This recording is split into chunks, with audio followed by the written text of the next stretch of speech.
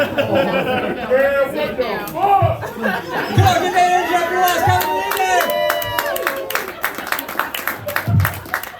Evening. Does this mean I'm a headliner tonight? Woo! My name's Marie. I'm new to this. I'm pretty nervous. I have to have like 4 beers and I don't even drink.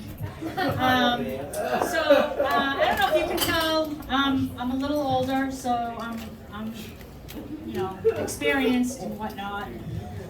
I was married for 17 years. 10 years ago we separated, and I found out moving down here, as a single person, not having anyone in my life, I like to think of myself as a strong, independent woman who can take care of my needs by myself, and I normally do, but a lot of times I think, it would be nice to have a man for the dirty work, I'll give you an example. The other night, I was laying in bed, getting super frustrated, and I'm thinking, if I have to listen to that toilet run any longer, I'm going to lose my mind.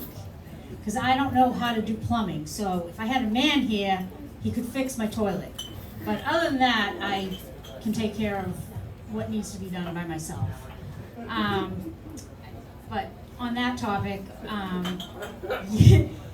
years ago when I was still married and younger, I was doing some errands, driving around, and you know how the DJs on the radio, they'll talk between the songs and they'll try to tell you like what they heard in the news, not anything of importance, but like stupid stuff like, oh, this university did a study on blah, blah, blah.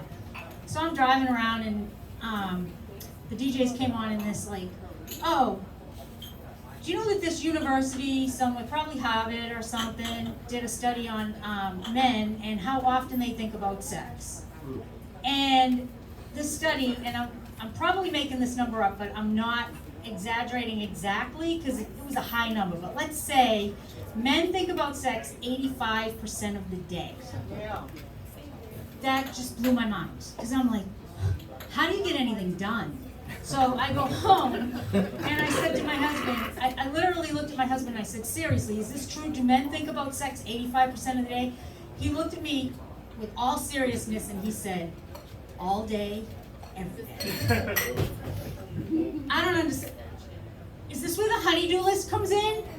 Because, no, that's why you guys need a list. Because if you're thinking of sex 85% of the day, then you're not thinking of the lawn that needs to be mowed, the garage that needs to be cleaned, or whatever else. And you probably think that we women think about sex as often as you do. We don't think about sex when we're having sex, okay? We got too much stuff that we need to get done during the day. That's what we're thinking about. That's why we have to make you guys a list. So wait a minute, let's see, where was this next joke gonna go? Into what? All right, I'll tell you what.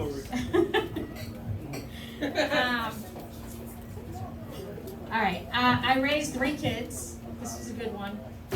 My daughter, when she was 5 years old, I thought she was going to be a serial killer. I honestly did. Her favorite TV show at 5 years old was Buffy the Vampire Slayer. Her favorite movie was The Titanic. So one day, she says to my son, who's 7, let's play Titanic. You be Jack, I'll be Rose. And he said, no, I don't want to be Jack. I want to be the rescue pilot that comes in and saves everyone from the water because I don't want everybody to die. So she says, you can't do that. You're the boy, you have to be Jack. I will be Rose. And he said, no, I want to be the rescue pilot that saves everyone from the water. Well, they're arguing back and forth, and she finally just has this complete temper tantrum, and this is where I got nervous, because she literally clenched her fist, stomped her feet, and she screamed, you can't do that! They have to die! No. Yeah, she's going to be a serial killer when she grows up. Luckily, she's 25 now. She's not a serial killer, but she is a tough little bitch. I can tell you that. All right, I think because I'm last, that's my time. This is Sid. Thanks for laughing. More time for Mary Rio. Hey, Hey guys, you see me do this every time I'm here, but it's fun for me, so I'm going to do it anyway. On a scale of no clapping to a whole lot of clapping, how free was this show? That's